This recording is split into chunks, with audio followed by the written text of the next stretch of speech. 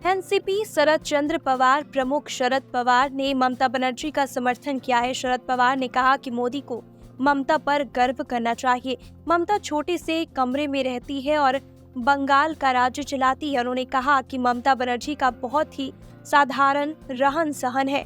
हम दोनों ने मिलकर काम किया है। हम केंद्रीय मंत्रिमंडल में साथ थे। मैं कोलकाता उनके घर गया हुआ हूँ। आपको आश्चर्य होगा कि कई पदों पर रह चुकी और मंत्री रह चुकी ममता 10x10 के कमरे में रहती है। इस 10x10 के कमरे में रहने वाली एक महिला उस राज्य पर शासन करती है। जनता उन्हें 3-4 बार सम्मान के साथ चुनती है। प्रधानमंत्री नरेंद्र मोदी को ममता बनर्जी पर गर्व होना चाहिए, लेकिन वे उनकी आलोचना कर रहे हैं। ये लोकतंत्र के ढांचे में फिट नहीं बैठता। शरद पवार ने कहा कि पीएम नरेंद्र मोदी का राजनीतिक व्यवहार हमारे लोकतंत्र के लिए बहुत खतरनाक है और अगर ऐसा हुआ तो आम आदमी के अधिकार से समझौता होगा।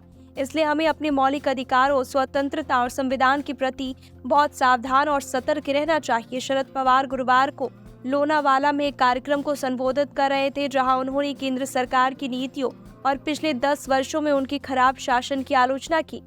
पवार ने कहा कि आज जो लोग सत्ता में है वे गांधी की प्रशंसा करते हैं और नेहरू को कोसते हैं। 1947 में आजादी मिलने से पहले कई लोगों ने प्रयास किया और अंग्रेजों के खिलाफ बोलने के कारण जेल गए। उन्होंने गांधी जी, सुभाष बाबू के नेतृत्व को स्वीकार किया और उसी प्रकार उन्होंने नेहरू के नेतृत्व को भी स्वीकार किया। इसलिए वर्तमान सरकार के लोगों को स्वतंत्रता सेनानियों द्वारा की गई कठिनाइयों और प्रयासों को पहचानना और उनकी सराहना करनी चाहिए। लेकिन पीएम मोदी आए दिन नेहरू और उनके विचारों की आलोचना करते हैं।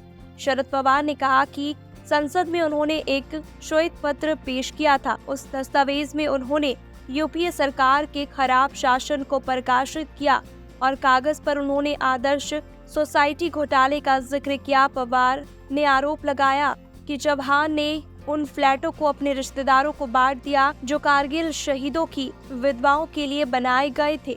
मोदी सरकार के आरोपों के बाद अशोक चौहान ने बीजेपी से हाथ मिला लिया और 15 दिन के अंदर आपने उन्हें राज्यसभा सदस्य बना दिया।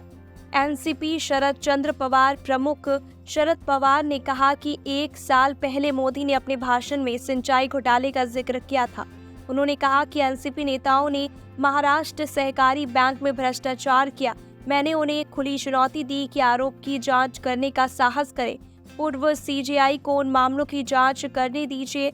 लोगों को बताया कि सत्य क्या है, तो आप लोग देखेंगे कि वो दागदार लोग कहाँ है। इसका मतलब है कि बीजेपी वॉशिंग मशीन बन गई है।